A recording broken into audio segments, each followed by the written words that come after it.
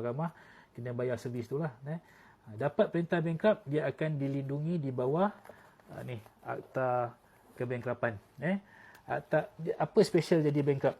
Special jadi bankrupt, orang yang kita berhutang tu, creditors tu, tak boleh contact kita. Telefon tak boleh, hantar surat tak boleh, datang rumah lagi tak boleh. Kesalahan. Dia kena berurusan dengan Jabatan Insolvensi. Jabatan Insolvensi ni menjadi payung ataupun backup lah, orang kata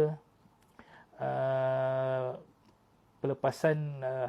Ada soalan berapa ya kalau nak buat pelepasan bankrupt? Okey, kejap lagi saya ulas. Apa tadi ni? Okey, Jabatan Insolvensi melindungi seseorang bankrupt. Sebab tu ramai yang nak jadi bankrupt pasal masuk kat dalam kuasa pentadbiran Jabatan Insolvensi. Contoh, Jabatan Insolvensi tetapkan 100 sebulan.